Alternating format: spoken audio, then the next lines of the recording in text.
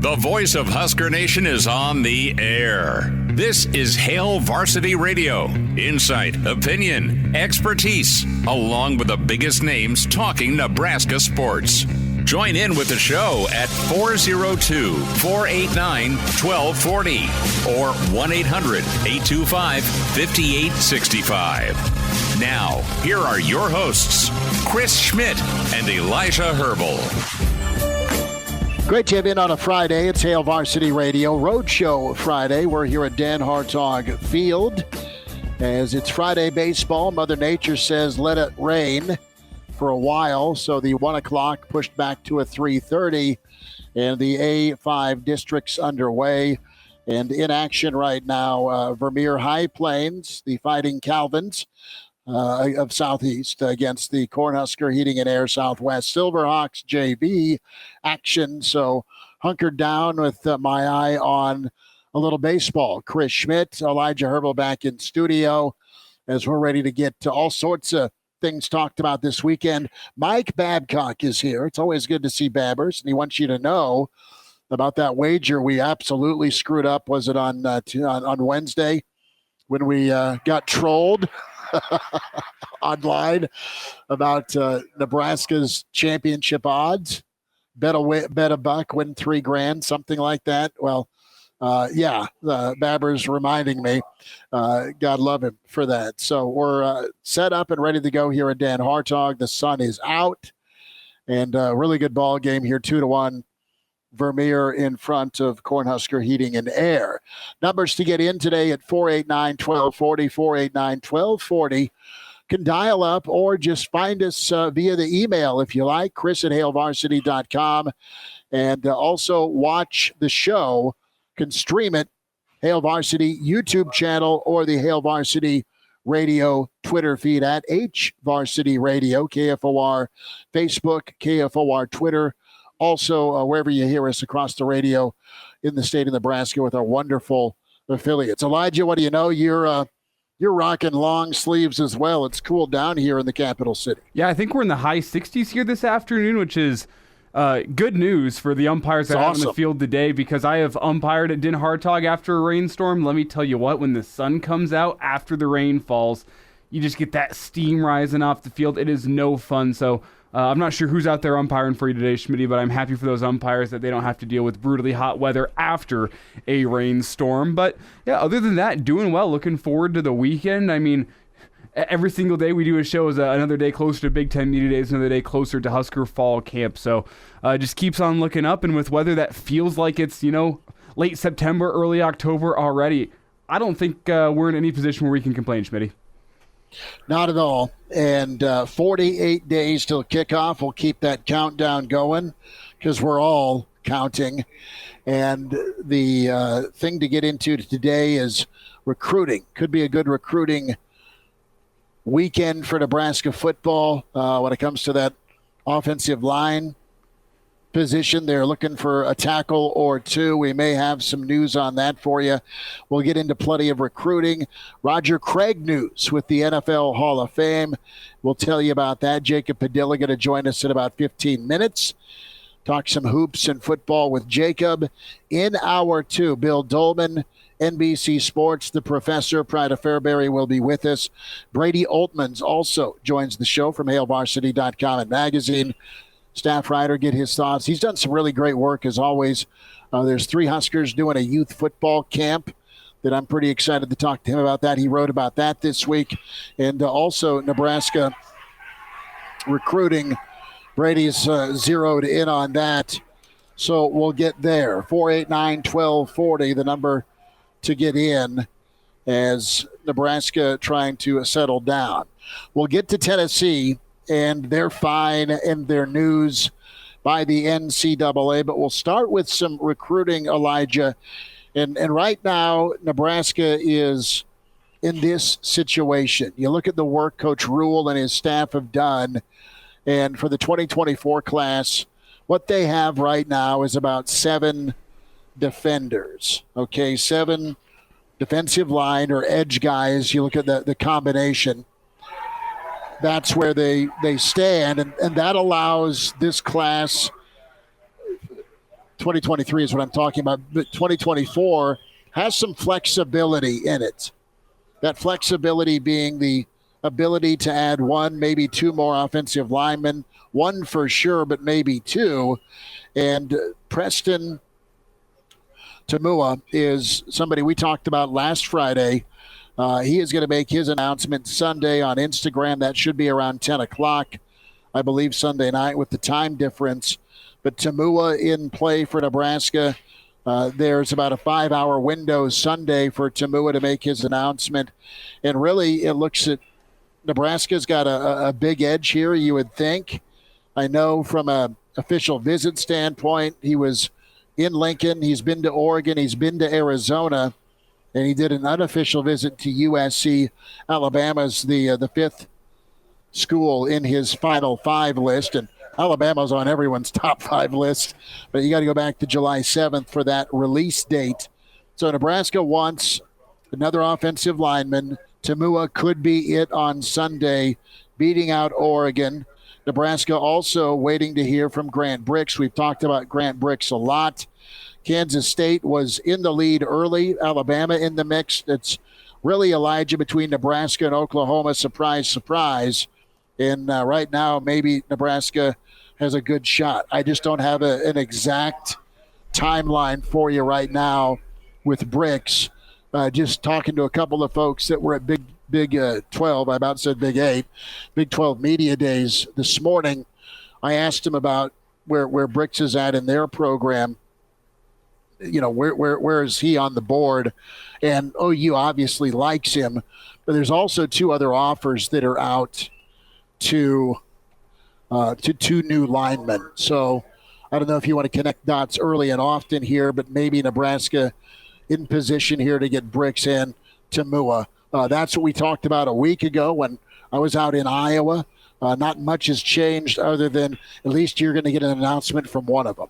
And from whenever we talked with Brady last week, and I wonder what's changed in a week, Brady said that Tamua, Nebraska was trending in the right direction, but it was still going to be an uphill battle. And then, I'm not sure if you saw this yesterday, Schmidt, I'll just say, for fear of getting sued here, a leading recruiting service, which shall remain unnamed, yesterday sent out a push notification to their users on phones that said, just before it was announced that Preston was going to be committing on Sunday, it said Preston Tamua commits to Nebraska, and then about 30 seconds later, the push notification comes back. Preston Tamua decommits from Nebraska. That could be one of 2 things.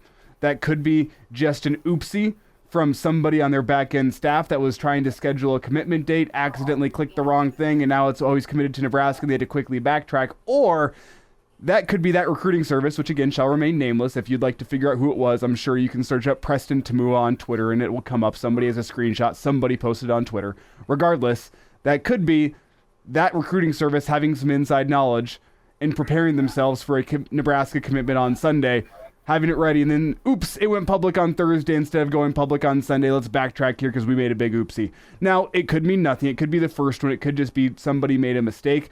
But the timing of that coming on the same day that Preston Tamua announced that he was going to be committing on Sunday, the timing was just interesting to me, and I think that's something to watch. And we'll get Brady's thoughts on this here in a little over an hour because, again, Brady did say last week on the air it was going to be an uphill battle for Tamua, but Nebraska's seriously picked up some momentum in the last week. But that's a guy that I think is really, really intriguing coming from Hawaii. I mean, as we kind of talked about with you last week, Schmidt, Nebraska's had that pipeline to Hawaii, the Polynesian heritage players, those offensive linemen, those maulers. Nebraska's had that connection in the past. You wonder if Coach Raiola could be getting the first building block in a new pipeline to the Hawaiian, just, what do we call it? Gold mine of offensive line talent that it feels like is coming out of Polynesia every single year? There's incredible talent, Polynesian talent, Elijah. You're right about that. And a lot of the kids either end up going to Utah, BYU, Oregon, or USC. I mean, those, or Washington State. I mean, they stay in the Pacific area. And occasionally, if you do a good enough recruiting job, a la Nebraska with Raiola, you land a stud.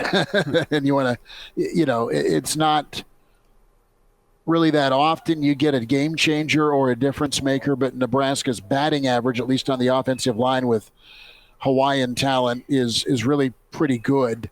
I know Dan Veely-Waldrop wasn't like an all-conference guy, but he's a player that started a couple seasons for Nebraska. He was a tackle also in the 2002 forgettable ugly uniform year. So Nebraska's done well. They've hit their spots. They've picked their spots.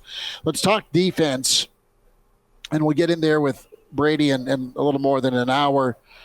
Jacob Smith was a player Nebraska was really all over trying to get his commitment. Smith, just a premium edge rusher. And it came down to Nebraska. It came down to Michigan yesterday. Jacob Smith committing to Michigan. So where's Nebraska at? 3 spots, probably safe to give that number out. 3 spots for 2024 for Nebraska when it comes to high school recruits. They could add more if they want. I mean, I think they can be flexible, but you're thinking probably at least 1 tackle. You want 2. You need 1 more edge rusher. And then if you want to make room for somebody special, there are some athletes, there are some receivers that are still out there. We'll get some of those names. So some of the pass rush options right now, you have the player out of Utah, that's Davao Tuatagia, Eagle Mountain, Utah. He's 6'6", he's 225, great length, ton of speed and athleticism. I would probably put him right up there on that board for edge availability and guys Nebraska's looking at. Jayshon Ross out of Liberty, Missouri, North Kansas City. So Jayshon Ross has made 2 visits. It was between Nebraska and Oklahoma. I sound like a broken record between Nebraska and Oklahoma here with the number of commitments, but I think things may have turned in Nebraska's favor for Ross versus Oklahoma waiting on an answer for Ross. And then you have Amari Sanders. He's a kid out of Miami, Gulliver Prep. He's also on Nebraska's board. Took a June 2nd visit, did Sanders, and he's tight with Ja'Cory Barney, which is nice. So that's kind of where Nebraska's at with the edge spots. You've got Tagia, you've got Ross, you got Sanders. You have 3 names on the board, but I think they like Tagia out of Utah the best. That's no inside information. That's my take on things. And that's just looking at, athleticism, size, film. Not that Ross is a bad option. He's already been to Lincoln twice. Not that Sanders is a bad pick either. But the kid out of Utah looks really pretty good. You've seen a little bit of his film. Yeah, and I just wonder about Nebraska taking an edge rusher for the sake of taking an edge rusher, saying we need another one of these in this class, because that is something. I think they do, though, don't you? I agree. I don't disagree that Nebraska could use an edge rusher, but one of the things in college football that has changed since Matt Rule's last time around, and since last time he really had to do a lot of legwork in recruiting, has been the transfer portal. That's been a big change. I'm not saying that Nebraska should rely upon the transfer portal whenever you're unable to get in, or whenever you still have potential options available as an edge rusher. I just wonder if Nebraska's not in love with the kid, because it really felt like Jacob Smith was the guy that they were really interested in. The question is this: are they settling? They didn't get who they really wanted. That's what I'm saying. Are they settling? Would you be better off getting somebody you think maybe a more impactful or an explosive guy, right, at a different spot? But then the side of the coin with that is Nebraska essentially, with Matt Rule being a first-year head coach, doesn't have any limitations on how many recruits they can bring in. So what's then the downside of bringing in a guy, even if he's a second or a third option? If you still like what he can bring, if he doesn't develop how you hoped he'd develop, or if he doesn't turn into what you'd hope he'd be as a football player, then you can go to the transfer portal. That's the flip side of that coin. But I do think Nebraska has kind of swung and a miss here on a couple of the guys they really liked. Jacob Smith being one of them. The other one being, he went off to Iowa. Anderson was his last name. His first name's escaping me, but Nebraska really liked him. He goes off to Iowa. Nebraska likes Jacob Smith, and Jacob Smith's brother's going to Michigan. That was always going to be a hard pull. And now kind of feels like you're down to that backup or even backup option. Not saying Nebraska shouldn't continue going after an edge rusher. I just wonder, at what point is this taking a kid just to take a kid, because you look at your class and you say we could use an edge rusher, and how much of it is, you know what, we really like this kid and we actually want him to be here? Well, we'll hear more from Brady Oltmans on the recruiting front and get his take on some other names, some local and other names and position groups, Nebraska. We'll get more into this, but just a quick update on Tennessee. The Vols avoiding a bowl ban, but they were fined more than $8 million by the NCAA Committee on Infractions. They announced that punishment earlier today. They found more than, say it with me, 200 individual infractions committed by the school during former coach Jeremy Pruitt's tenure. Among the penalties handed down, you've got 5 years probation, that $8 million fine. You have other financial penalties that will push closer to $9 million, and they'll see a total reduction of 28 scholarships. So they avoid the bowl ban. That's good for Coach Eckler and Coach Heupel, and Tennessee was a really fun team. Pruitt was a nightmare, and you know, if you ain't cheating, you ain't trying. I kind of get it, but don't be this awful at cheating, and don't rely on fast food bags to hand out cash. And now, back to Hail Varsity Radio. Thanks for hanging out. Hail Varsity Radio Roadshow Friday for me here at Dan Hartog in Lincoln for the A5 District Tournament. Who is going to go to state out of A5, Southwest and Southeast? JV playing right now, and the Vermeer High Plains Southeast squad up 3-1 here on Southwest. Cornhusker Heating and Air. We say hi to Jacob Padilla. HailVarsity.com and magazine as he is getting ready for a full weekend of basketball. Jacob went to the barber. It looks well trimmed. Beautiful. Jacob, good to spend time with you. How you doing?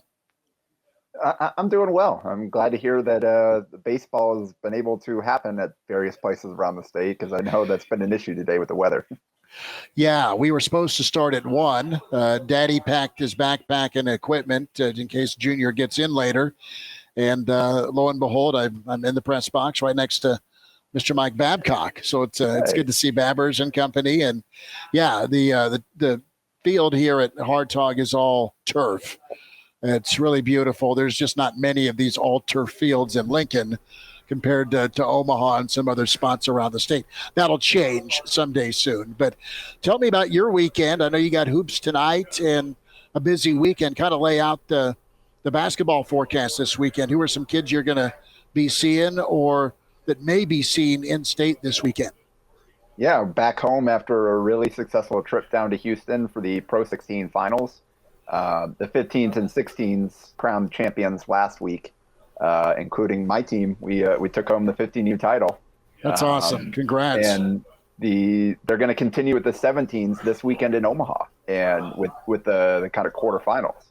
And 2 of the 8 quarterfinalists in the 17U division are Nebraska teams, with Nebraska Supreme 17U and then Omaha Elite, who qualified as a next team, which is kind of the tier below the sponsorship level.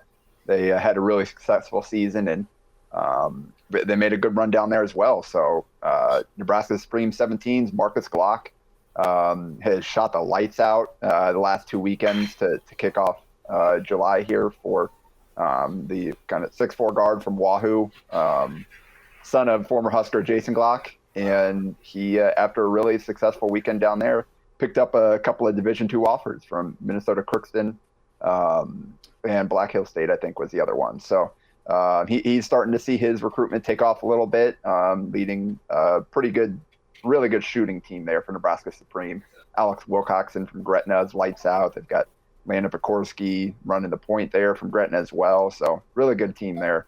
And then Omaha Elite, Daleron Thomas from Omaha Central was lights out last weekend, had played 5 games down there and scored 19 or more in 4 of them. Had 27 against Nebraska Supreme, although Nebraska Supreme got the win when they faced off against each other. So those are kind of some of the headliners in the 17U division. All 3 Nebraska Supreme teams will be playing this weekend. The 15s and 16s are kind of in an open tournament. It's just kind of showcase games. We get our 4 games against other teams. Should be good competition. We're both playing up, so my 15s are going to be taking on 3 16U teams, and then we're going to face a 15U team that is also playing up. That was the number 1 seed in our tournament that ended up losing before we got to play them. So looking forward to a good weekend of basketball over at the Iowa West Fieldhouse. I'm going to have some high-level players as well. Asa Newell is a 5-star prospect playing for One Family. They're also in the quarterfinals of the 17 division. He's got some other Division I high major players on his team with them. It's a really stacked team. You've got Pop Njai, I believe, from Las Vegas Knicks, who has received offers from Handful, 7-footer shot blocker. Creighton's offered him, a lot of other high majors. They're actually playing against Nebraska Supreme in their quarterfinal matchup. So handful of other kind of high-level kids, Division I players from other teams as well. So should be a good, fun weekend of hoops. Jacob, let's go back to Marcus Glock here for a second. For a guy that can shoot the ball really well, where does his name rank as a basketball name? And I think NIL regulations would keep him from the obvious NIL deal. But Marcus Glock, what a basketball name that is. Yeah, that's your name. You better be able to shoot the ball, right? And he certainly can. He's a knockdown 3-point shooter. And he didn't shoot the ball as well as he was capable of in the spring. And he has quickly fixed that. I've watched 20 of their 28 games between the spring and summer. Shot around 30% from 3 in all their games in the spring. In 2 weekends, he has pushed his 3-point percentage up to 43%. So that is how hot he has been at River Cities last week, and then down in Houston, or River Cities 2 weeks ago, and then Houston last week. Jacob, want to get some thoughts here. Chuck Love keeps kind of just growing the offer list. Your reaction to Dana Altman and his offer from Oregon to Chuck Love. And I mean, Chuck's putting quite a list together. I also want to get your thoughts here. Who else do you think could be coming after Braden Frager? Because we know that Frager's had the offer from Nebraska, Creighton, Northwestern. Who else do you think might it make sense for? Is Frager a guy that if he keeps playing at this level and growing his game, could you see some other notable Midwest schools, Missouri, Kansas, Notre Dame? I mean, could you see some other high-profile, high-brand schools come after Frager as well? Give me a comment on both those kids. And Dane Altman and the Ducks also offered Amari Bynum. So both Nebraskans on that Mocan team picked up offers from Oregon. And we've seen that before with Kevin McKenna out there, Dana. They're not shy to come offer kids from Nebraska if they kind of come across their radar. So, I think it's I'm assuming that's based off of what they saw from that Mocan team down at the Nike tournament down there. Peach Jam is a 17U tournament, but 15's playing or 16's playing as well down there. So I'm sure they probably both had great weekends, great showings for that team. It's a really talented team and came away with the offers. So I'm sure it'll just continue. As for Frager, it's interesting. So you got the handful of offers now, but he's just 16U. So I think that's huge for him to kind of get those first offers to put him on that radar. Because now you've got a high school season, you've got the 17U summer coming up as well to build off that. And now it's not like he's going to go into next summer like, all right, I got to attract some eyes on me. He's already got the offers. Other coaches are going to know who he is, and they're going to be tracking him and like, all right, we got to see this kid.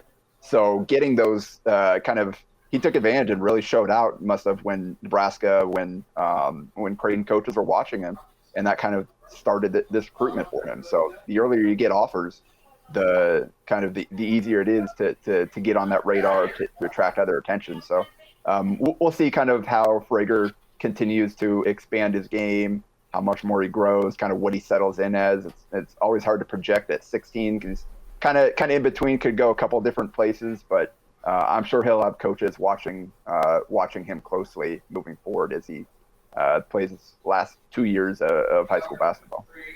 Jacob, what's the national perception from college coaches that you've talked to of high school basketball in Nebraska? Because we've seen some talent come through in recent years with you have Donovan Williams from North Star. You have Hunter Salas. You have Chuck Love coming up, Braden Frager coming up, and I can't forget about Chucky Hepburn. There's been lots of good talent to come through Nebraska high school basketball, and even a guy in Sam Griesel that's now playing his summer league ball with the Boston Celtics, a guy that was really unheralded during his time in high school. He made a name for himself once he came back to Nebraska. And just what's that reputation of what Nebraska high school basketball is and what Nebraska high school basketball recruiting can be?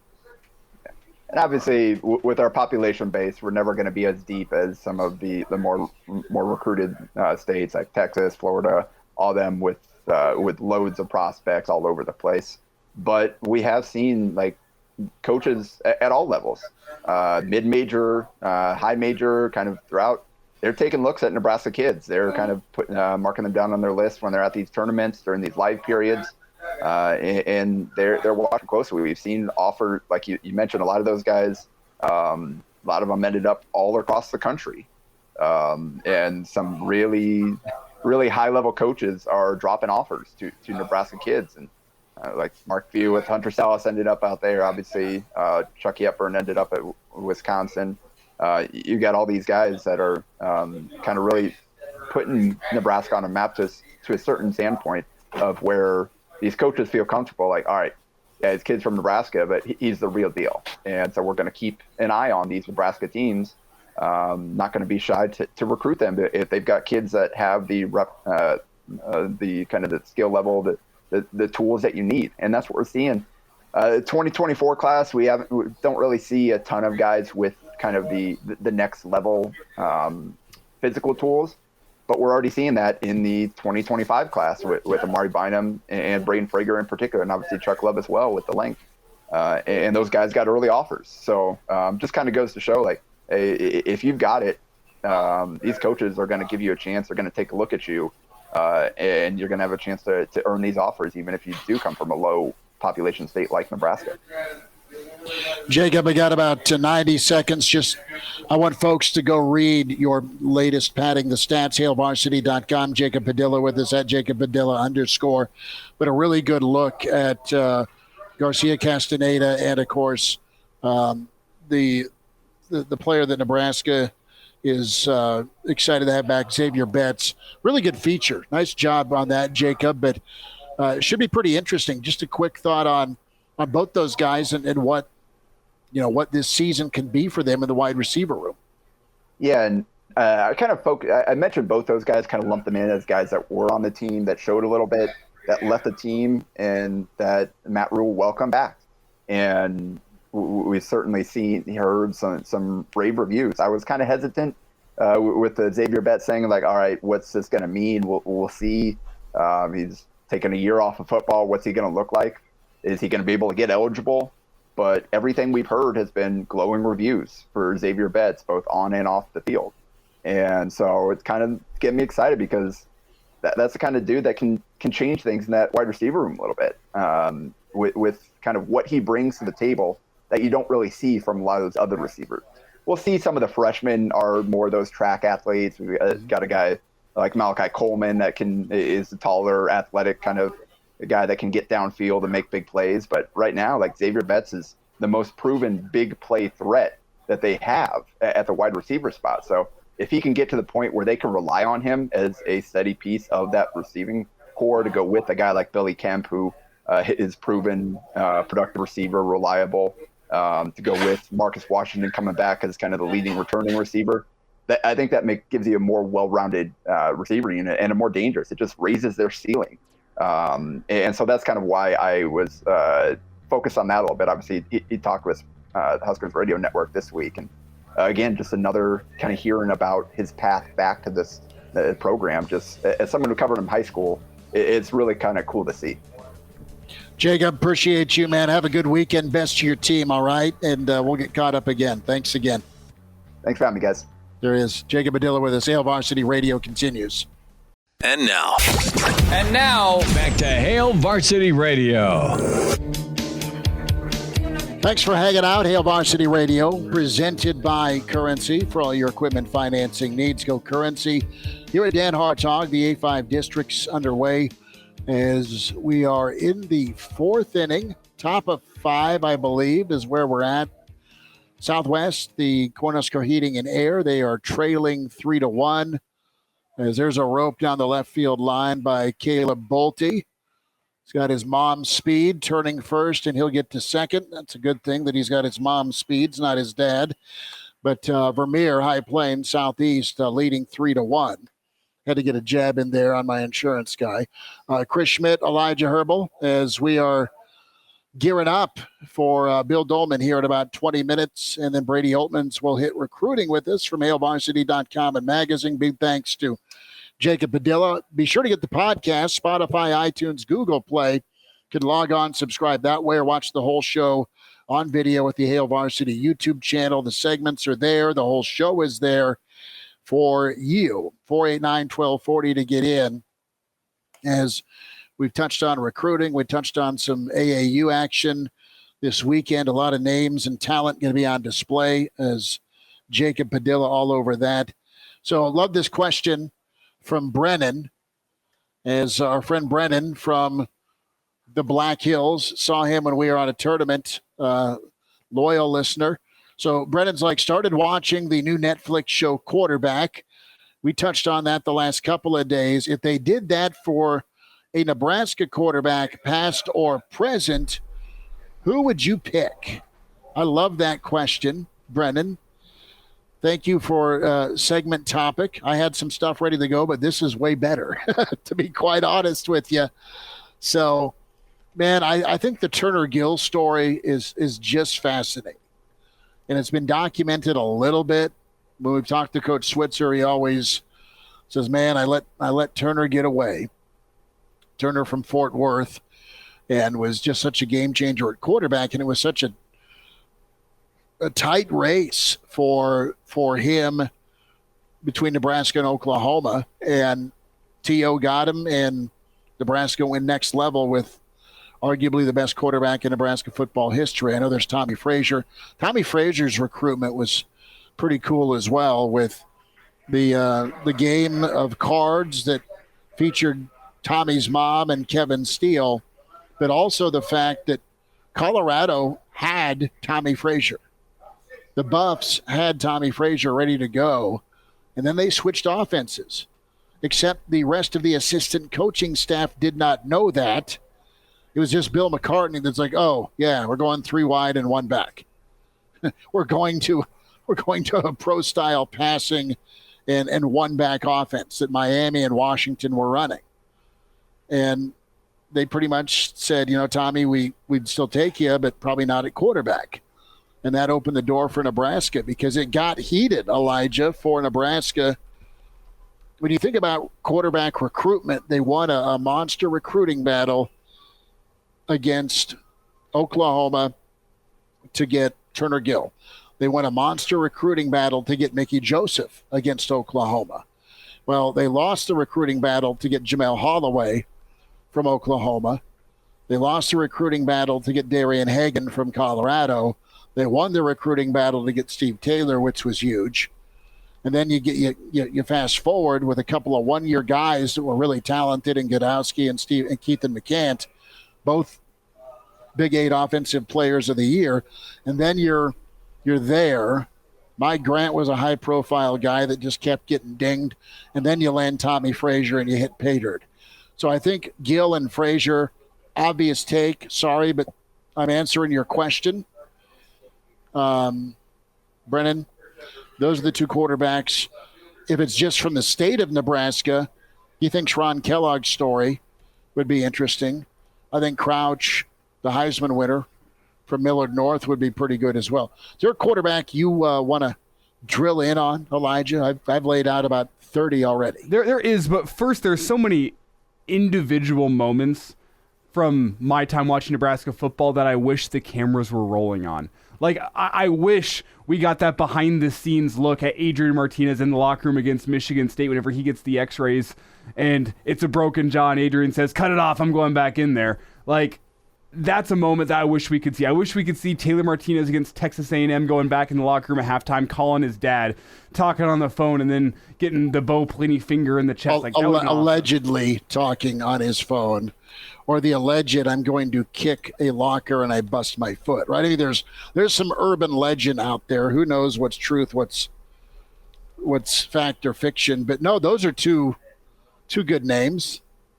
T-Magic and Adrian. I mean, like those will be they're interesting moments from those guys that I think would be interesting. Or even the individual moment, Zach Taylor's touchdown drive against Texas A&M, having the cameras rolling for that and seeing the post-game celebrations down in College Station. That'd be an awesome moment. But the final answer for me, the guy that like throughout his entire Husker career and even beyond, drama, fun, would be primetime appointment viewing television, the throw god, Harrison Beck. Oh no. Really? Tell me it wouldn't be fun. You want footage of Harrison then, and you want footage of Harrison now. Yeah. Just based on his social media persona from the last, I don't know, when's the last time you found any postings by the throw god? I mean, when he was trying to go big on TikTok probably 2 years ago. I know, and he can still chuck it, man.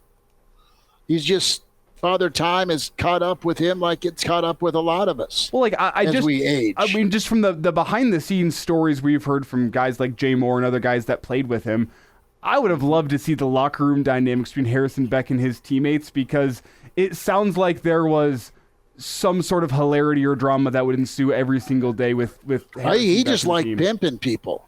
He liked messing with people and putting them on. Yeah, like I think the cameras rolling all the time on that would be great, just because like whenever you watch Last Chance U or any similar type show where the cameras are rolling behind the scenes, it's like the drama and the funny moments that stand out. It's like it's not the moments of guys being great. I mean, EMCC was the classic Last Chance U season. And it was the moment that stands out to me was in season 2, whenever he sits down with the guys at halftime in the locker room and says, I mean, EMCC is a team that was competing for the JUCO national championship every single year. And it was not the games where they're up, 75-0 and running up the score that were interesting. It's whenever they're down 7 at halftime and the head coach sits them down in the locker room and says, guys, I'm not mad at you today. I'm mad at myself because I clearly made a mistake in recruiting all of you guys here. I didn't do good enough. This is my fault. Those are the moments that stand out and are funny. It's not like a guy on top of his game. It's the drama and what goes on behind the scenes. And there's no shortage of that with Harrison Beck in his time in Nebraska. Oh, how are players being treated? I don't blame you. I blame your family. That's a classic line. That's all right. That'd be good. I mean, Adrian's story, to Brennan's point, is the epitome of a roller coaster where, I mean, think about how he came out against Colorado. He would get injured. You had the whole McCaffrey situation. As you look back, it was clearly a ploy to keep him around. Well, we better play him so he doesn't leave. And then Adrian just had so many wow moments, had so many wow moments on the field, but also had some moments that were just situations where he would try and do too much. And Schmidt, before we get out here, a comment in from Steven on Twitter. He says, Jeff Quinn from Ord, Nebraska, first start in 1979. Before my time, you might have to ask Babbers about that during the break. And now, back to Hail Varsity Radio. Back with you one final time this first hour, Hail Varsity Radio, presented by Currency. For all your equipment financing needs, go Currency. Still 3-1 Vermeer over Cornhusker Heating and Air. And we'll see if Southwest can get something going. We'll see if Southeast stays dominant on the hill. Reminder to get buckled up. Use your seatbelts. It saves lives. It prevents injuries only if properly worn. Buckle up. A message from the Nebraska Department of Highway Safety Office. The list is out of some coaches in a pretty pivotal year 2 from CBS Sports. And you have some year 2 guys. It's weird to think about Sonny Dykes as going into year 2, but really that first full year for Sonny was awesome. at TCU. Lincoln Riley, does he keep the bar that high at SC? Brian Kelly. I mean, LSU started off with that tough loss to Florida State. But, man, they ended up rallying and beating Bama. LSU was a darn good football team. Dan Lanning did great stuff at Oregon. And then Kalen DeBoer. I mean, Washington's poised to be another top 10 football team. How about these three names, Elijah? Billy Napier. Folks have absolutely cooled on him even after a first year. Think how hot they were after they upset Utah to start the season. People are wondering if Napier's the guy now, and my God, it's just year 2. Mario Cristobal down to the University of Miami went 5-7. Mario left what he had built at Oregon, and they were back to being an incredible football team. I think, though, of a bunch of second-year guys, you have Marcus Freeman. I think Joey McGuire's a stud. I think he's a star. He was great at Big 12 Media Days yesterday. Joey McGuire at Texas Tech. I mean, Tech nailed their hire for the first time since they got Leach. But Brent Venables at Oklahoma, man. I mean, even when he was brought in, like the jury was out. Sooner Nation was divided because, Blevins was like, Venables is a great coordinator. But, man, I don't know that he's a head coach. It's not that he can't be, but he's been an assistant forever. Switzer was not anti-Venables. No one's anti-Venables, but they thought there were better options. Many of them wanted Stoops to come back, right? But no, Venables right now, man, Sooner Nation will go nuts if they go any worse than 9-3. I mean, they're not even picked in the top 2 of the Big 12 preseason projections. You have Texas, you have K-State. Oklahoma's below Kansas State and Texas. So Venables is I think he has the riskiest season in front of him. Well, I would say he's got the most to lose in year 2. Just because you're moving off to the SEC in a year, if you don't show that you're making progress and you're doing better, is Oklahoma going to cut ties and say, hey, let's get a fresh start when we go to the SEC? That'd be an early firing, and I don't want to say firing now because that's so far down the road. There's a lot that can happen between now and December. But Venables, I mean, could be a guy that, if things don't go his way early in the season, could quickly find himself on the hot seat because Oklahoma's going to say, let's get a fresh start going off to the SEC. Somebody's going to want that opportunity. And then second on that list in terms of guys with really important year 2s ahead of him, Marcus Freeman at Notre Dame. Didn't quite live up to expectations, started to build. We'll see if he can build off of that late season success this year. Now, finished 9-4. So impressive. They started out horribly, but a big bowl win for them. Bill Doleman coming up hour 2 on Hail Varsity Radio. The voice of Husker Nation is on the air. This is Hail Varsity Radio. Insight, opinion, expertise, along with the biggest names talking Nebraska sports. Join in with the show at 402-489-1240 or 1-800-825-5865. Now, here are your hosts, Chris Schmidt and Elijah Herbel. Back with you, it's hour 2 at Hail Varsity Radio. We're presented by Currency for all your equipment financing needs. Go Currency. Out of the ballpark today here at Dan Hartog, the A5 District Tournament underway. Southeast and Southwest tied at 3. Somewhere in the continental United States, we say hi to the pride of Fairbury, NBC Sports, the Professor Bill Doleman with us. Doleman, Babbers is just like an option pitch away from me here in the press box, man. Do you want to wave at him via the screen? Babbers is like, leave me alone, Schmidt. I got scoring book to do. I salute Mike Babcock whenever I can. You've been saluted, Babbers. Not that way. Schmidt, have you been in his ear trying to convince him, like, hey, that was an error. That looked more like an error than a base hit to me. I say nothing about the official scoring. Good on you. If my kid gets in and boots one, we're sure as hell going to give him an error, though. I mean, just not a principle. But Bill, what do you know, man? That's right. Well, the difference is Junior will get off the bench. Dad never found his way to it. So, how you doing, man? What's busy week of college football? I know you and Elijah and Brady were chatting last Friday, and I popped on a little bit about Fitz, and the storm clouds turned to F5 tornado as he was let go Monday, and what a crazy week it's been there. Tennessee gets the fraternity paddle by the NCAA to the tune of $8 million. And then I want to ask you also about localizing this quarterback Netflix series. We'll start there, and then we'll get to some of those other things I laid out.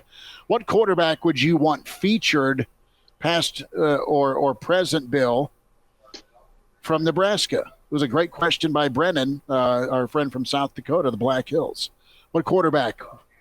Oh, well, there's a myriad. You could just do, episode upon episode. The Todd Ragnano story, the Ben Root story, the very short chapter of the John Elder story, Mark Maurer, Nate Mason. How about Quinn, Mr. Quinn? Jeff Quinn out of Ord, Nebraska. Sure, absolutely. I will say this, in all seriousness, a couple of things. I think the Harrison Beck story needs to be told from the Average Joe Sports Show perspective, because I'm going to take full responsibility for Zach Taylor coming to Nebraska. And I'm going to tell you why. I'm going to share it with you. Because remember when the whole Harrison Beck thing was going down, and it was a lot like Dylan Raiola. Remember? I mean, places are breaking in and their local programming to where this kid's going to go and how good he was. And we started looking at game film, which you could have back then. We didn't have max preps and huddle and all that kind of stuff. But we could get film, and I remember looking at him and watching him play, and then we'd take a look at his level of competition in Florida. It was like C2, maybe. Well, my question was this: how many family cats in the neighborhood did he kill? Well, but remember, we were taking a look at this going, is this guy really that good? And we had some friends of ours and kind of do some scouting, and they're like, I don't know about this.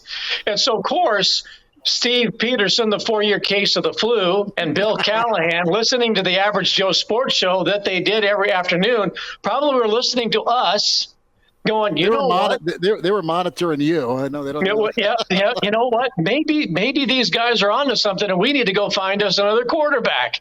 And lo and behold, Zach Taylor comes to Nebraska because the Average Joe Sports Show did its due diligence on just how good Harrison Beck and his skinny jeans might actually turn out to be. And we were right. Zach Taylor ends up at Nebraska and goes on to an NFL coaching career, all because of us. Here's the thing. The skinny jeans didn't bother me. It was the chain wallet that really threw me off. In all seriousness, although maybe that was serious. Anyway, Dave Hum, I think would be a very fascinating story. And I've said it many times. Turner Gill is the most important recruit in the history of Nebraska football. Okay. Tommy Frazier, sure, but Turner Gill is the one that transformed Nebraska football when Tom needed the big recruit to beat Oklahoma and to go from the pro set to the triple option. It's all on Turner. And who knows what Nebraska football would have been without Turner Gill making that decision. But Dave Hum, if you go back to, I think he was Tom's first starting quarterback. 1973. I think there was another one that was also on that team too. But, the lefty out of Las Vegas. Him and Ferragamo, right? Well, Ferragamo, I think, came a couple years after, like 74, 75, transferred from Cal. But I thought there was somebody else that was Steve Runty, maybe. Steve Runty and Dave Hum may have both been, 1A, 1B in Tom's first season. And but Dave Hum, to be the guy that transitioned from the Devaney to the Osborne era, and has a nice career, wonderful guy, the lefty out of Las Vegas, as I mentioned, goes to play forever for the Oakland Raiders, the most famous holder in probably NFL history, and he always have like 1 or 2 good games a year when they come in because Kenny Stabler got hurt. And then, beyond that, his relationship with the Oakland Raiders organization and Al Davis. Sure. And then, to suffer the last, 20 or 30 years of his life with severe MS before finally passing away just a few years ago. But the way that he had that relationship with the Oakland Raiders and Al Davis, that there was such loyalty from Davis to him, and he was an analyst on the Oakland Raiders radio network for a long time. I think that would be a pretty compelling story to tell in its own right, let alone being a chapter of this quarterback series. But I think that would be a wonderful tale to tell. That's awesome. Bill, in a similar vein here, in addition to the quarterback series dropping on Netflix this week, we also learned that Hard Knocks will be featuring training camp of the New York Jets here this upcoming season. And if we were to do a similar thing with Hard Knocks and say, let's put it on one Nebraska season where you got to see fall camp before game one, none of the season, just fall camp, which season do you think in Husker history would be the most intriguing to have a Hard Knocks type show follow fall camp? 95. And I say that because I've relayed my stories many times about how I watched that team discipline and police itself in those 120-degree August days of Memorial Stadium before fall camp began, and how determined they were in that. Or you could say the 95 one, but also in 94, the first national title for Tom, because on the scoreboard, that followed the 18-16 loss to Florida State, right? And that whole summer, 18-16 was on with 1:16 left to go. 1:16, 18-16 was left on the clock because Nebraska, had the chance to win that game. And that was just motivational. And those guys did it on their own. And then again, the following summer, coming off a national title to show how disciplined and dominant that team wanted to be. To me, that's just an incredible case study of the self-discipline and the greatness of those football teams that I think people would also find that to be pretty compelling. Bill Doleman joins us, Hail Varsity Radio. We're here on the road at Dan Hartog Field, the A5 district tournament going on, southeast, southwest, trading punches, 3-3 right now. The sun is out, the rain is gone. Bill Doleman is down in sunny. Where are you at? Are you in the Gulf, or are you sailing away? I heard it was going to rain. I heard it was going to rain in the Gulf, so I made sure I made one last trip down to Florida for the summer. So we'll be on the beach for the next couple of days. By the way, I heard that Cornhusker Heating and Air is plus 700 to win the championship. Wow. Pull that one off Twitter. You're just going to jump off the top rope and use both hands with that steel chair, aren't you? Babbers wanted me to know that I could put $1 down to win $3,000. So, yeah. Sorry again. 4th day in a row. Sorry, we fell for the betting odds. But as much as Nebraska fans want to bet on the team and will it to win, it kind of looked real. Forgive me. Hey, I totally agree. And after the great job that I believe you did yesterday with Gary Barnett, I thought maybe I'd throw a haymaker out of the blue. But anyway. A little humbling. I like it. That's good. Bill, I love your take on Dave Humm. We got to interview Dave. God, I talked to Hummer when it was the Bill Callahan Super Bowl. We got Humm on because he was part of the pre and post game for the Raiders, and then another time later on in his life. One quarterback that we talk about recruiting a lot. We talk about guys who got away. A lot of running backs, Marshall Faulk, Barry Sanders, just a couple to name. Emmett, I was going there. Red jumpsuit, grocery bag full of donations. But Jim McMahon, I remember talking to Jim McMahon because he was a keynote speaker for Dave Remington and the Boomer Esiason Foundation at the Rococo years back. But Dave's like, yeah, we're going to get Jim on. So Jim McMahon was incredible to talk to. This is before some of his health issues popped up. But he took a recruiting trip, man, in the late 70s to Nebraska. And T.O., was right there to get Jim McMahon as a quarterback that would have kind of probably preceded the Gill era. He ended up going to BYU. And I think Nebraska at the time was like, well, why are you going to the mountains if you didn't like the weather in Lincoln? Why you go to BYU, McMahon? Come on. They don't allow tobacco or alcohol, brother. Wouldn't it have been a match made in heaven if Jim McMahon had played for Ed Orgeron? Oh, completely.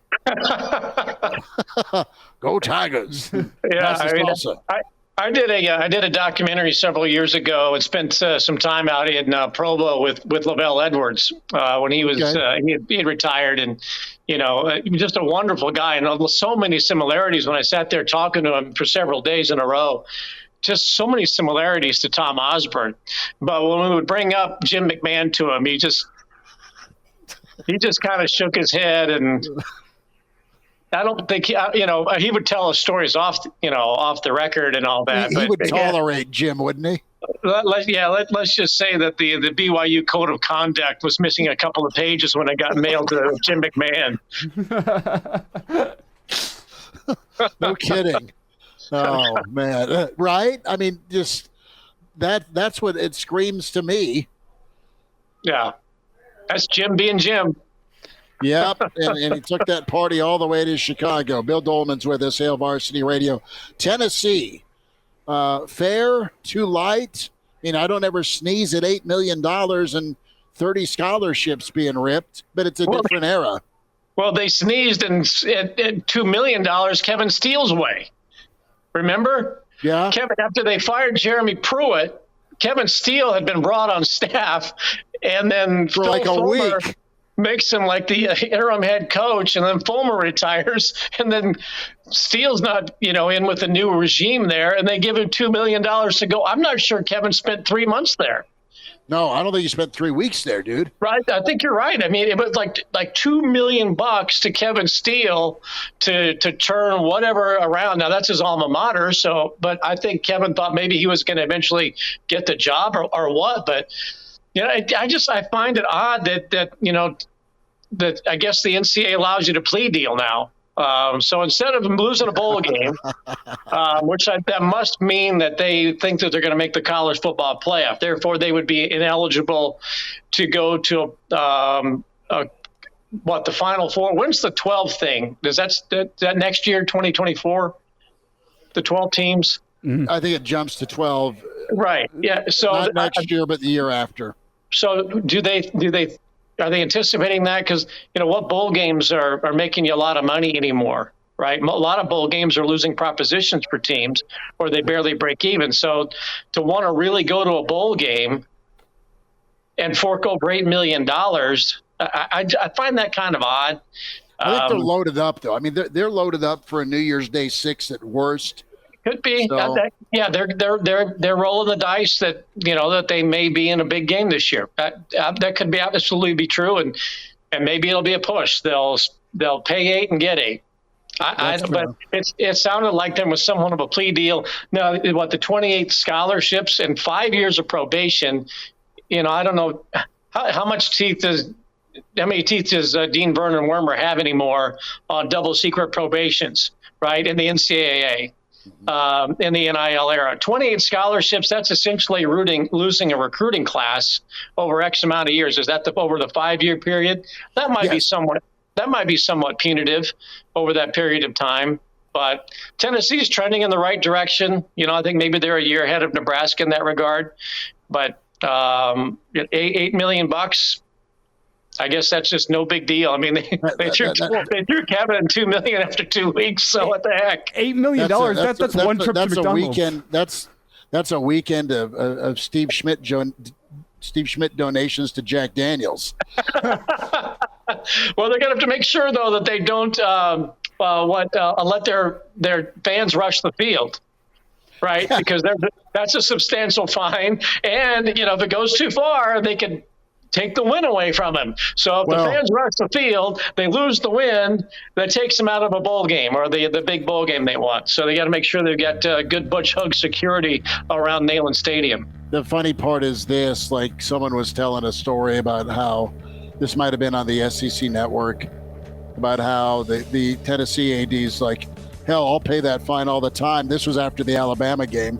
You keep, smoking a cigar inside the suite. Yeah, in the box. Bill, will give you a holler, buddy. Thank you for jumping on today. All right, boys. Go Big Red. See ya. There is Bill Doleman. Brady Oltmans on the way with Hail Varsity. And now, back to Hail Varsity Radio. Thanks for hanging out at Hail Varsity Radio. We're presented by Currency. Schmidt and Elijah Herbel. Thanks to Bill Doleman. Brady Oltmans with us, HailVarsity.com and magazine. Things have gotten a bit tight and tense here at Dan Hartog, the A5 districts, as Vermeer High Plains, a man on third, no out to lead things off down the right field line. Great effort, 1 out. Thank you for that correction. As you have runner on third, 1 out, 4-3 ball game. Southwest pulled in front of Southeast, and right now meeting on the mound, and Southwest is talking it over. Southeast trying to get that run home, and then maybe some more to pull off a walk-off here. Brady Oltmans is smiling. He's like, brother, I'll be down the road here, and I'll catch the bottom of the 7th with you. Brady, good to see you. How you doing? Good, man. I could listen to this all day, really. And yeah, I'll be there in 5 minutes. You bring Archie in a 6-pack and we're good to go. Hey, that'll be the liveliest press box I've ever seen. Yeah, there you go. Of Coca-Cola, of course. So let's dive into some recruiting, my friend. And what are some options right now for Nebraska football? Elijah and I started off the show talking recruiting and some of the names you're probably familiar with if you're a Nebraska fan that you're targeting and waiting on an answer for on the offensive line, but edge rusher. But really, Brady, I want to get your take. How many spots are open right now for Coach Rule in this 2024 class? Oh, man. Well, I want to say that the spots are a little bit limited because they've just done such a, I mean, crying out loud, they got 23 commitments at this point. So there's really, I can't imagine them really trying to get a big haul in. But the interesting thing to think about, because there are still some spots open, obviously, there are a couple of commitments on the board right now. Matt Rule and his staff want to make a really good push showing this fall with just the way that they play and kind of putting a proof of concept season together to maybe win over some recruits, maybe make some flips late in the season. And, it's recruiting. So you kind of, you aim high because you don't really know who's going to come in and try to poach any of the guys in your class. I mean, obviously they feel good about where they're sitting right now and the pledge and commitment from all of their current commits, but it's college football, man. Weird things happen. So there's a couple of names, a couple of kids out there. They got probably a couple down in Texas. Don't be afraid if some in-state kids make a showing this fall and stake their claims. Plus, you also got guys like, Caleb Benning out there who just, tough end of the breaks, misses most of the season last year, but comes out in the state championship, shows what he can do, and maybe a couple strong starts to the season for him puts him on the short list to possibly get a scholarship to end up coming to Nebraska in 2024. Brady, if we're setting the betting line here, does Nebraska end up over under 29.5 commits in this class of 2024? I want to say under because that just seems like a really big haul. But at the same time, we saw the excitement and just how things spread like wildfire in June. I mean, you couple that along with the massive 2023 class that the coaching staff put together in December. They hadn't really been in the building more than a month, and they were getting 30 some total hauls, including transfer portal guys. So it wouldn't surprise me at all if they end up anywhere north of that. If they even hover around 30, it wouldn't surprise me at all. And especially if that team ends up looking pretty strong towards the end of the season and they stake a claim and then they get kids thinking around late November, around flip season, that's when things get really special. So I don't know. I want to say under, but man, it's college football. So it wouldn't surprise me at all if they get up on the over end of that. Brady Oltmans with us, HailVarsity.com and magazine, at Brady Oltmans on Twitter. So let's go to the offensive line. How do you feel about Taumua and his announcement? Preston, of course, the standout tackle, offensive tackle from Hawaii. Instagram will be where to be at, probably 10 o'clock Nebraska time. Do you think Nebraska is in the driver's seat here? I know they're in contention. Yeah, if not in the driver's seat itself, they're definitely in that front pack.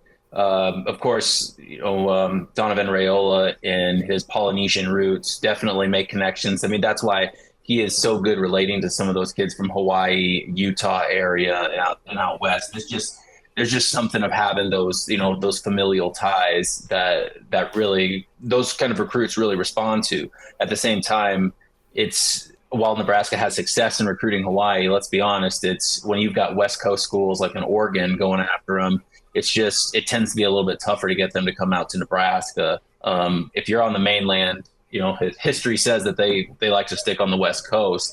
So that's really the only thing that really gives me pause. Obviously, Oregon's another strong program. They recruit well. Dan Lanning and his staff have done a really good job of connecting with a lot of recruits, including Preston. So I would say Nebraska is still in a pretty good spot. If you're Nebraska or a Nebraska fan, you feel pretty good about your chances of getting him. But at this point, I wouldn't say that they're solely in the driver's seat or in a slam dunk position. They're having to sweat this one out. So, Brady, whenever a notable recruiting service who shall remain unnamed here for fear of a lawsuit sent out a push notification yesterday saying Preston Timua commits to Nebraska, and then 30 seconds later, Preston Timua decommits from Nebraska, you're not reading into that in any way that maybe that recruiting service has some inside knowledge here and maybe they made an oopsie whenever getting ready for an announcement on Sunday? No, I wouldn't say that they are a pivotal foe against us in our in our coverage of recruiting. I wouldn't call them that at all. I don't know. I tend not to read a whole lot into it because, and this might be some inside baseball for listeners, but you just have to be prepared for everything. When we have a scheduled commitment, like Malika Skara, is committing tomorrow morning on Saturday. I've already got a story pre-written and everything in case he does pick Nebraska. Everybody I've talked to, him and Preston, other commits, some of them say, yeah, he's going to commit to Nebraska, be ready for it. Or some say, he's still up in the air, or that's going to be tight. You write the story anyway, that way it's ready to go right away. I think this might have been a case of somebody being a little happy on the trigger or accidentally hitting the push notification button on getting a shell story ready as soon as it's ready to go. But it can be an indicator. It can't, read into it as what you will, but it's just it's an easy journalism thing to do when we're measuring clicks in nanoseconds and getting the beat break the story in nanoseconds. You got to get ready any way you can. And that's kind of what I thought happened there. Brady, what's a Bricks timeline, and is it kind of now down to Nebraska, Oklahoma? Do you think that is the two-horse race, or do you think K-State's still right there towards the finish line? Give us a little update. I think K-State's still involved, but I would say that they might be on the outside track. I think really it would come down to between Nebraska and Oklahoma. It just, anytime you have K-State is a defending Big 12 champion, and they're not too far away. I think that they still have their rightful claim to making a case for themselves and winning his commitment and his pledge. But realistically, I think it probably is down between Nebraska and Oklahoma. And timeline wise, I haven't got a set time frame. I have heard that it might go into the season. Now, at this point, who's to say? Some recruits are announcing their commitments in July, but some, like five-star Ryan Wingo, for example, just announced that he's going to make his commitment on the first day of the early signing period in December. So it's starting to get that time where some of the big-name recruits are, announcing that they're going to be December pledges and everything like that. So it really could go either way, or it could just go whenever Grant's ready to make that decision, which honestly at this point could be into the first couple weeks of the season. Brady, do you think that Nebraska's recruiting strategy would change at all based on the results this season? We were kind of discussing that specifically regarding the edge rusher position back in the first segment of our show here today, saying Nebraska's kind of swung and missed on a couple of guys with Jacob Smith, with Anderson, and we were wondering, do they change their strategy with that edge rusher position based on the results this season, maybe based on some of the development of the guys they already have within the program?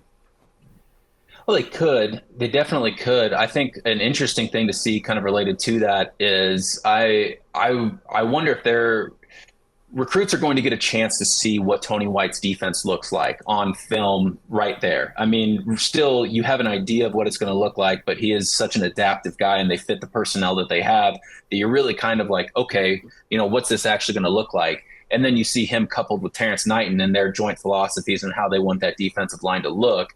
It's going to be really interesting. And sometimes it will, it takes a couple of games to get on film to catch the attention of these kids.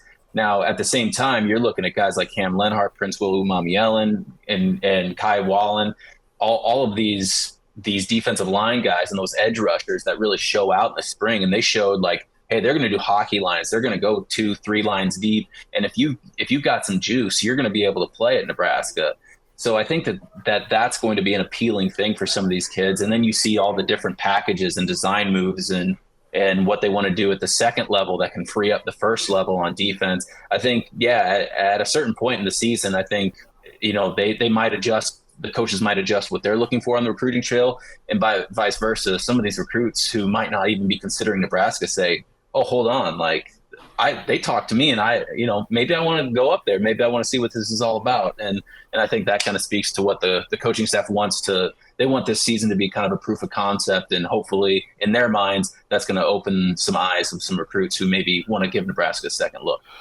Brady Oltmans with us from HailVarsity.com and magazine at Brady Oltmans on Twitter. Brady, about 90 seconds. A quick thought on a story you did this week where you had three notable Huskers working and spending time with some youth during a football camp. Tell us a little bit about it. Yeah, man. I mean, crying out loud, you've just got – it's one of the things that this coaching staff is definitely putting at the forefront of the team. They want to build those community relationships. It's something that's strong. Starts with Matt Rule, his family, and their want to give back to the community and be involved. And then it works down with the coaching staff and their current group of Huskers, and of course, Nebraska, the football team's involvement in the community isn't anything new. They've been like visiting hospitals just before Thanksgiving for a number of years now. They've been doing the road race here in its 11th year now to give back and do pediatric brain cancer research, fundraising and everything. So, but it's really interesting. Every single year there seems to be the new personal element. And because it is college football and kids are only here for a couple of years, there's always a new class, a new group of somebody who gets something new out of it. And then like the football camps themselves too. Nebraska's new football camps coming up this weekend, or I guess they're coming to a close this weekend. Guys get a new taste out of that, give back to the youth and everything involved. So I don't know. It's just an interesting thing, the kind of off the field stuff and the community buyback that these athletes have before they get back on the field. Brady, we'll bump into you for a cold one this weekend. I always like saying that because we hold each other accountable. I love it. And we'll make sure we talk some more here next week. Appreciate your time, man. Thank you. No problem, guys. Appreciate it. We'll see you around. There he is, Brady Oltmans with us from HailVarsity.com and magazine. As we wind down a Friday, we're in extra innings. Tied at 4 between Southeast, Southwest here at the A5 District tournament, not championship, tournament here at Hurrdat. And now, back to Hail Varsity Radio. Winding down a Friday as the foul ball was headed straight towards me. The net saved me. In the press box here at Dan Hartog, the A5 District Area Tournament. Extra innings, 4-4, Southwest, Southeast. That is Vermeer High Plains for Southeast. That is Cornhusker Heating and Air for Southwest. As a man on second, Ike Borges for Southwest. As you have runner in scoring position, just one out for the JV Silverhawks team. 489-1240. Good stuff from Brady Oltmans. That segment will be posted as part of the whole show or individually. Spotify, iTunes, Google Play for the podcast, the Hail Varsity YouTube channel for the video. Elijah, I want to get back to your idea. You asked Bill the question when it comes to syncing up Hard Knocks with a Nebraska football season. Brennan gave us this question, I think, towards the end of hour one. He submitted it from the Black Hills. Good to hear from Brennan. Bill was not wrong with 93 or 94. 95 was just a train wreck off the field. They still killed everybody. I think the 83 season would have been interesting just because of the expectations. But how about last year? I mean, last year, and that's Brennan's draft pick. Give me the True Hollywood story on 2022. 2021, the greatest 3-9 team ever. That would have been fascinating. How do you keep getting off off the mat, or pick a Pelini year. How about 2014?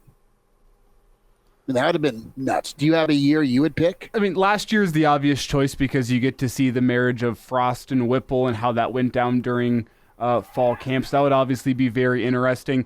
2016 is another year that I think would be interesting because that's a team that started out great. Started out great, and you dealt with tragedy in that offseason with Sam Foltz tragically losing his life in a car accident, how the team was able to come together following that and really turn it into something special through the first really 9 games of that season. And those are the first 2 places my mind goes in terms of my lifetime. But what's relevant to what we're seeing right now and I'd be curious to see is that first Bo Pelini offseason, that first Bo Pelini fall camp. I believe that was before the 2007 season, if I remember. 2008 is when Bo was here. Yeah, 2008.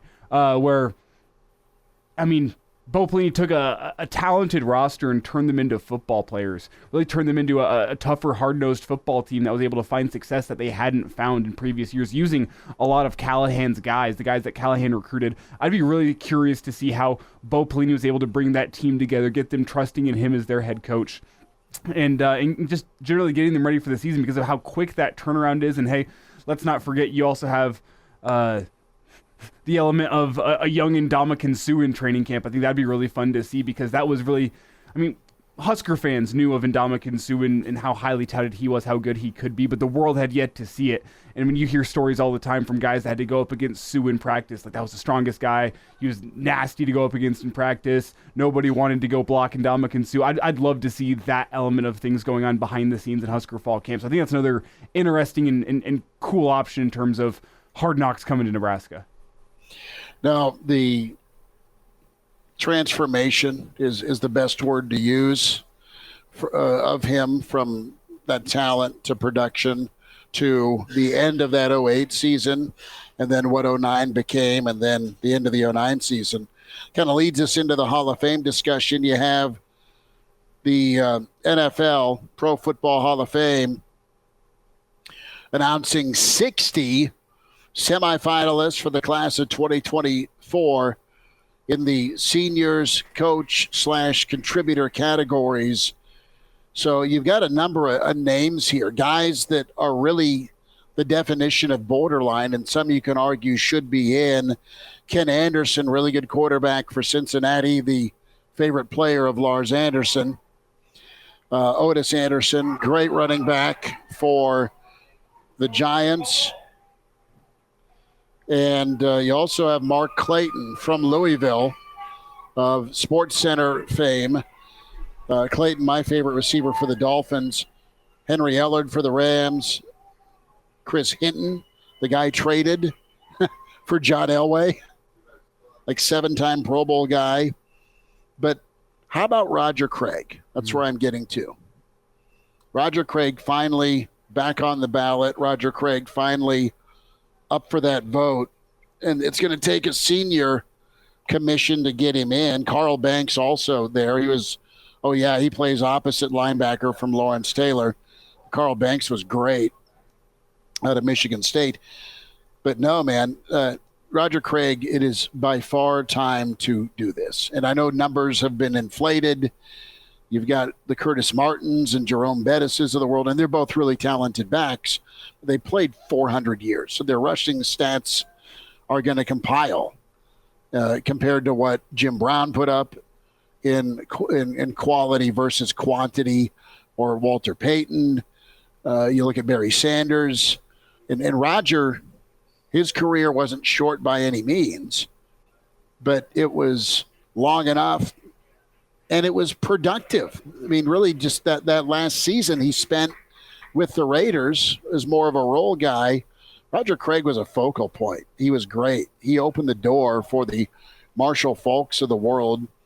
Not that you didn't check down the ball to a back in the NFL in the 80s, but Roger Craig to be the first and arguably the best 1,000-yard rusher and receiver. I know Falk and Edger and James were great in a little bit different timeline, but Craig was so, I mean, listen, as good as Rice and John Taylor were, and Joe Montana and Brett Clark, and Tom Rathman and that offensive line and the defense with Ronnie Lott, where would the Niners offense be without Roger Craig's versatility in that West Coast? I think that needs to be talked about and needs to be highlighted as a monster argument on top of the statistics, on top of the two ring, with the Niners. Well, they're not. It's how he changed how running backs were expected to play in the NFL. And he was ahead of his time in that sense, where it even took 10, 15 years after Roger Craig before you started seeing the guys like Marshall Faulk that could do it out of the backfield as a pass catcher just the same that they could do it as a guy who could run the football. Where would Christian McCaffrey be without a guy like Roger Craig seeing that potential of, man, this guy can run 9 routes out of the backfield. He's going to change our passing game from the running back spot. It was Roger Craig who really pioneered that in the NFL. So I look back at that as just being the main thing you look at with Roger Craig as being he was doing something in the NFL that nobody else was doing. And I think you have to give a little bit of credit to the 49ers for taking a chance. Bill Walsh, Bill Walsh, and saying we can have a guy in this roster that does something as a back that nobody else in the NFL can do, and we're not going to look crazy for doing it. But you have to give credit for Roger Craig as well for embracing that role and being a guy who was a forerunner in that. So I think Roger Craig's the guy, as you laid out, well past due his time to make it in the NFL Hall of Fame. Another guy on that same seniors list, Randy Gradishar from the Broncos. I know a lot of people in Denver, my dad included, still list Randy Gradishar as their favorite Bronco of all time. Does he have a jersey? No, but my grandparents have a picture with Randy Gradishar sitting in their backyard. I have no idea what the connection is there, but they have a picture with Randy Gradishar. Was it at Ole's? It was not. It was Western Nebraska? It was literally in their backyard, them and Randy Gradishar. I forget the backstory, but my grandparents love Randy Gradishar. My dad loves Randy Gradishar. I'd love to see Randy Gradishar in the Hall of Fame as well. Good work. All right, we'll wind down a Friday edition. Hail Varsity continues. We're here at Dan Hartog. Southwest is pulled in front 6-4. We're presented by Currency. And now, back to Hail Varsity Radio. One final time, Hail Varsity. We're here at Dan Hartog. Big thanks to the great folks here at the A5 District Tournament for letting us hang out in the press box with the weather delay.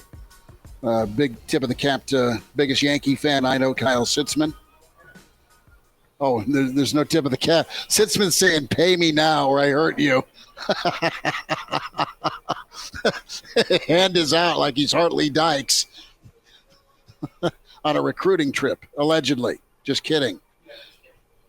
So, Elijah, how about the stand-up act from Tim Weiser? Not Budweiser, but Tim Weiser, the deputy commissioner for the Big 12, giving the people's elbow and electrode shock to the nether regions of Oklahoma and Texas. Did you hear this?